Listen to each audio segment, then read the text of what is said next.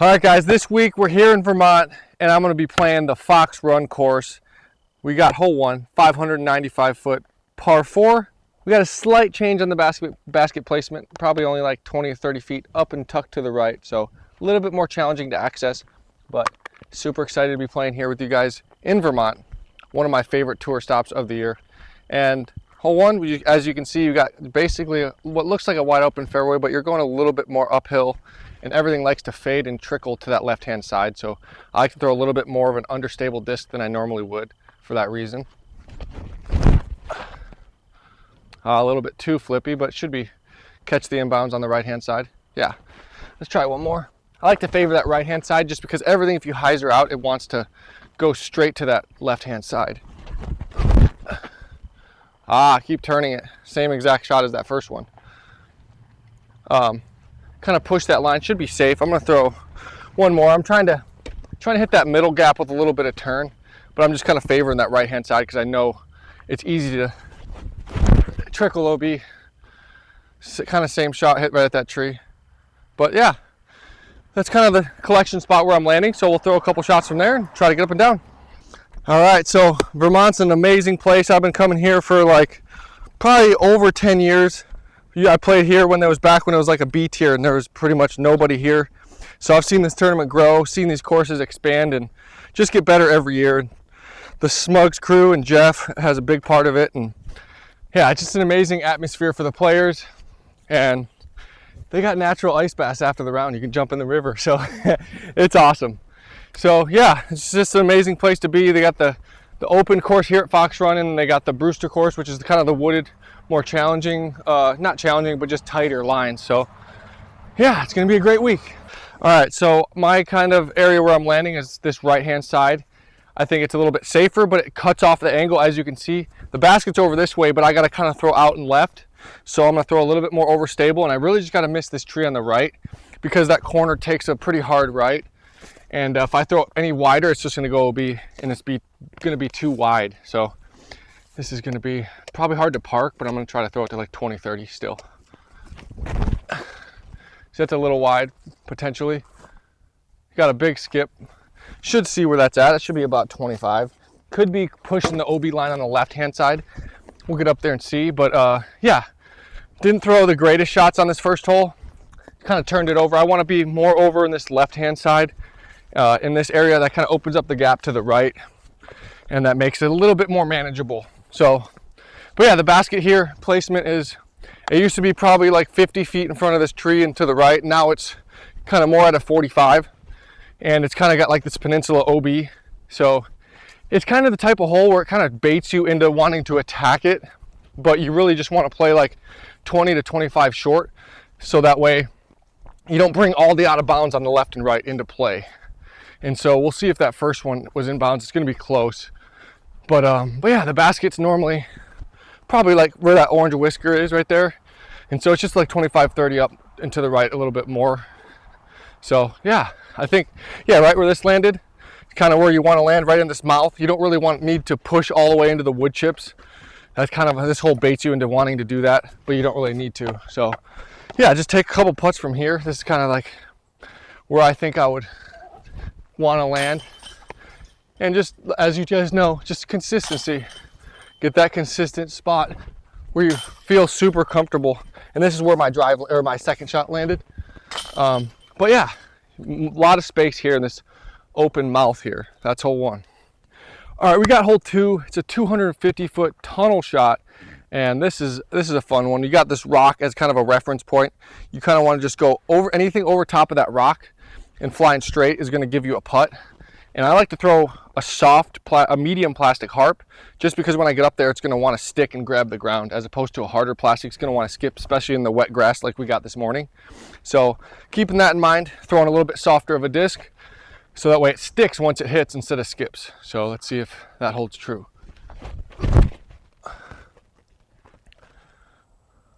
So just over that rock, I'm probably going to be 25, 30 short. Pretty much what I wanted, just a touch low. And I'm gonna throw the same thing with the slammer. It's really beat up, so it flies kind of like a harp, a beat up harp. There we go. Oh, caught that. Throw one more. And I like throwing these softer plastic discs, as you got they're base plastic and they're a lot stickier, grippier in the hand and on the grass. So let's try this. There we go. That's good. Skips a little bit, but it's not going to skip as much as like a stiffer disc. It's going to really get that jump, and there's OB long, so you don't want to bring that into play. The first drive, the red harp, a little bit short because once again, as you know, it's a little bit softer plastic, so it's not going to skip as much, which is okay. I just threw it a little bit low, but still got about a 50 footer that we can make, you know. Yeah, as you can see, yeah, you just want to get over this rock. This is, you know, basically as low as you can go without skipping if you throw it that low, just over the rock. So yeah, and then the slammer, the second one, was a little bit higher, had a little bit better of a skip, had about 30 feet instead of 45, 50 like the harp. All right, hole 3, kind of up the hill, through the gap, and then fade left with like a mid-range putter type shot. I'm gonna go with just a smooth, soft trust. This one's just all about hitting the gap, giving yourself a look. There is a lot of trees behind it, so you don't have to watch your speed control too much, because if you go long, you're more than likely gonna hit a tree. So that's that's definitely in my mind. But yeah, I'm just trying to throw on that right-hand side. There's that one tree on the right-hand side of the gap that you kind of want to use that as a reference. Throw it on hyzer with that, and then it should hyzer in front of it. Just like that is perf. So that should be, yeah, that's exactly what I want. Should be about 25, 30 feet left of the basket. I'm gonna throw this harp again, once again, for the same reason. You got a little bit of a downslope by the basket. Softer plastic like this medium harp is gonna wanna stick and not skip. So let's see if that, I threw it really good, just a little low. So that is the one thing when you throw a softer disc like that, it's not gonna wanna skip up to the basket. It's just gonna wanna hit and grab like that one did, and then also like it did on hole 2. So yeah, just gotta adjust the shot for how much skip you're gonna get with a disc like that.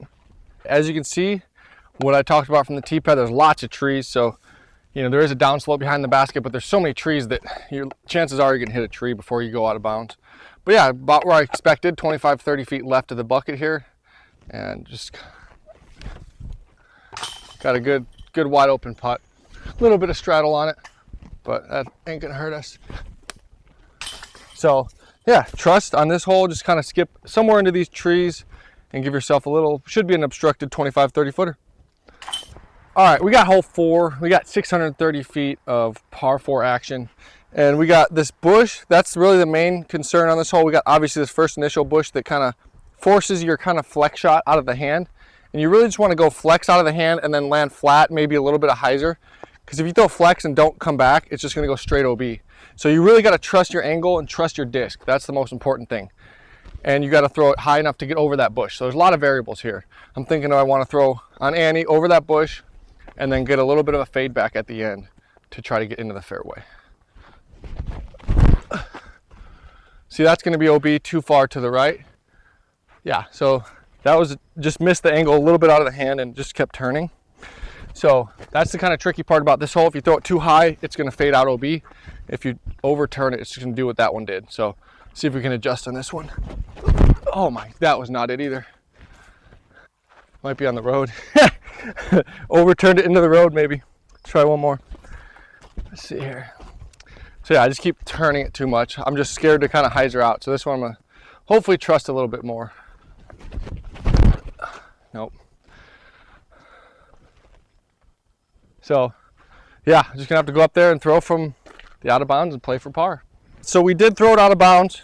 We kind of had a little bit more of a headwind than I thought from the tee. So the mid-range shots that normally are good just kind of turned. So just taking mental notes of that for that way when I play a tournament, I know how my disc's gonna react once it gets up here into this gap here. So also good to practice out of position shots. Like this is kind of a shot that if I throw a bad shot in the tournament, I'm gonna have to come here and try to grind out a par. So got a pretty far carry over out of bounds with this forehand, probably about 400 to 430.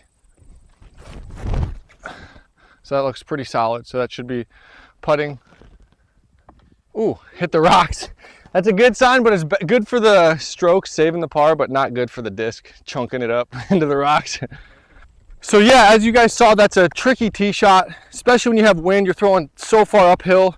your nose angle is going to get messed with that wind. So yeah, just making the adjustment. I threw a couple shots pretty solid, just you didn't feel the wind, and yeah, making mental notes for when I come back through and play this hole. And also I'm learning how to save a par if I have to, if I end up going out of bounds in the tournament. So always something to learn. All right, so we got the disc. Doesn't look like it got damaged by the rocks too much. Okay. And we saved the par, so it's it's worth it. Didn't damage it too much. Got durable plastic, we're good to go. All right, we got hole 5, 445 foot downhill par 3. This green is one of the most beautiful greens in disc golf, I think. You got the lake, you got the mountains. But from this tee shot, you have a lot of challenge. You got the OB on the right-hand side, and then you got the double gap. You got the trees on the left, trees on the right. They kind of form this kind of hyzer gap. So that's the best way to fit your disc through this gap, is kind of just a smooth, glidey hyzer. Not something that's going to dump, but something that just kind of goes on that right-hand side and fades just in front of it. So that greenish tree, I'm going to use as a reference point, throw it on hyzer, almost right over this canna, this first canna sign with hyzer, and try to hit through the gap. The gap's closed in a lot over these years. So it might be a little bit tight. We'll see. Okay, that's money now. Oh, I got a rocket skip. That's crazy.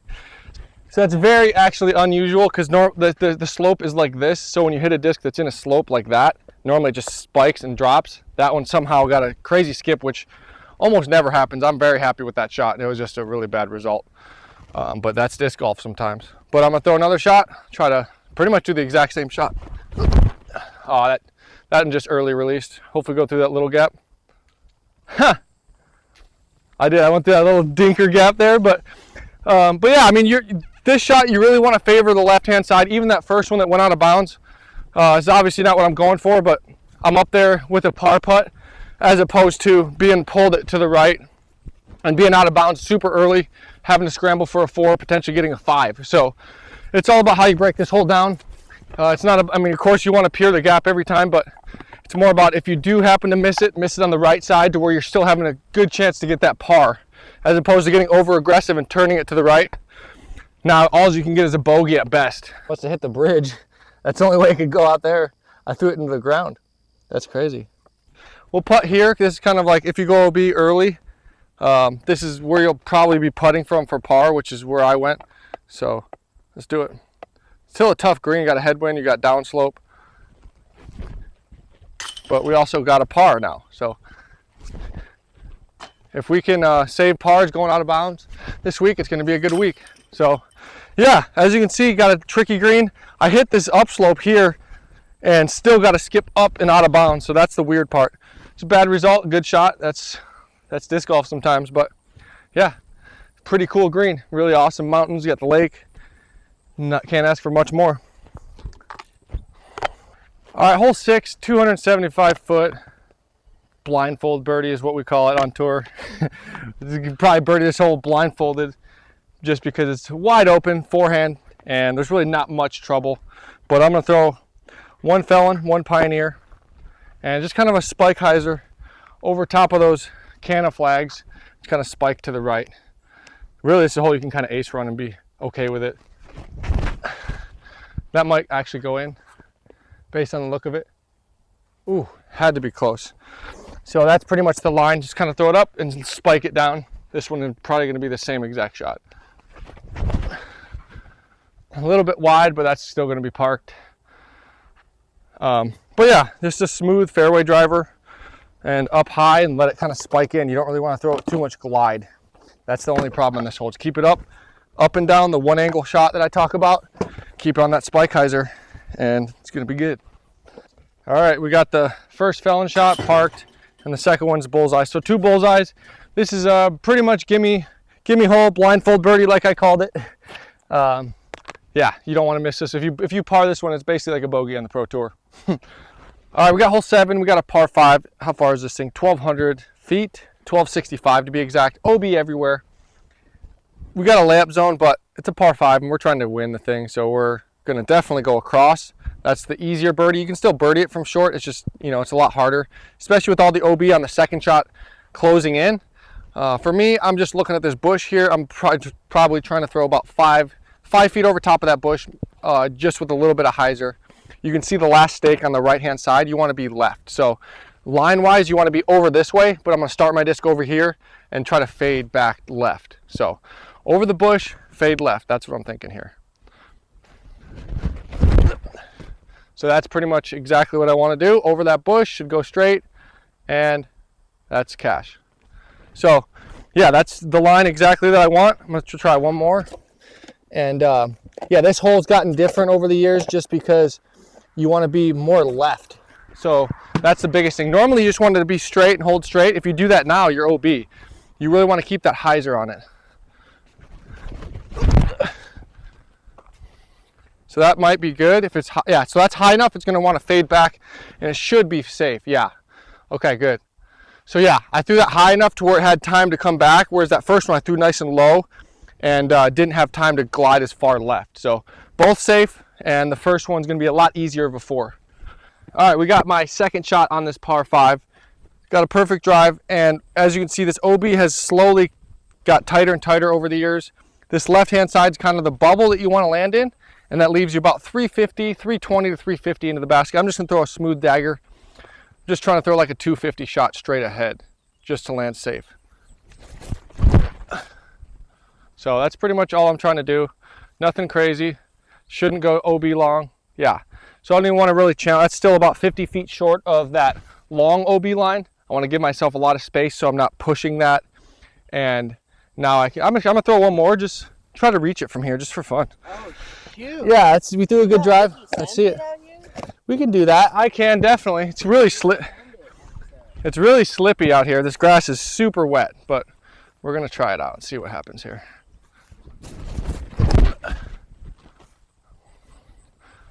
Oh, that looks good. It didn't. All right, we're safe somehow. We're safe, but not exactly where we're going, but I hit the tiny little fairway. That's something. As I talked about, nice and short of that long OB line. That's really the main thing I'm thinking about, is that distance control on that second shot. Now we got another distance control shot because we got OB short, we got OB long. I know I'm throwing about 320 feet, and I'm going to throw a slammer just because it's downhill. It's probably only playing about 250. Throw it out wide and really just try to, if anything, be right of the basket because there's a lot of space to the right and not much to the left.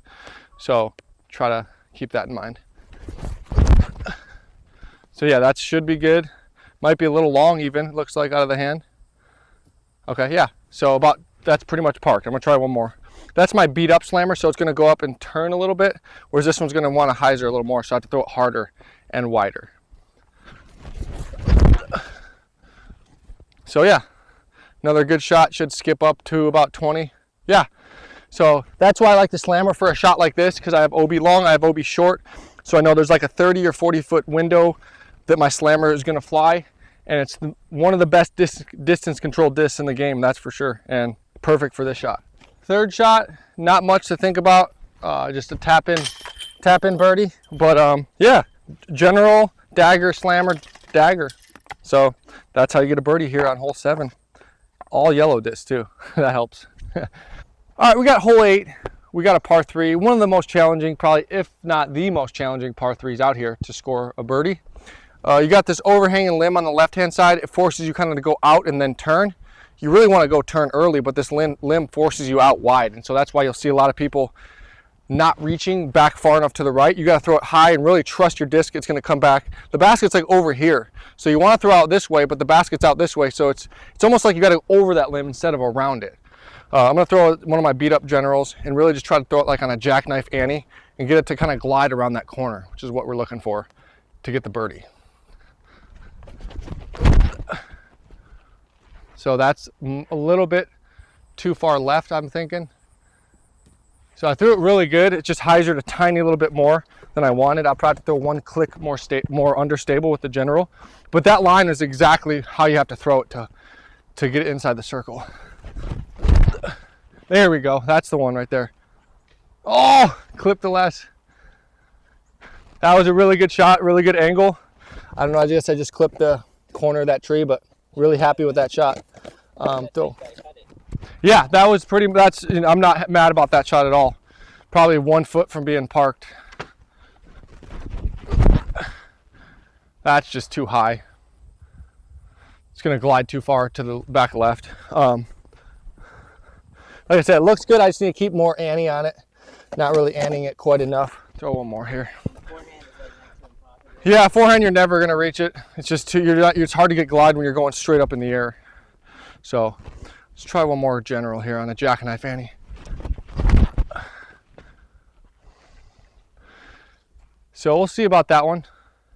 That looks good. So that should be about 30 to 40 feet. I mean, that's kind of the play on this hole. You know, of course you'll see a couple people parking it, but more times than not, most people, when they birdie this hole, it's going to be from about 25, 30 left of the basket because of how hard it is to get back far enough to that right-hand side.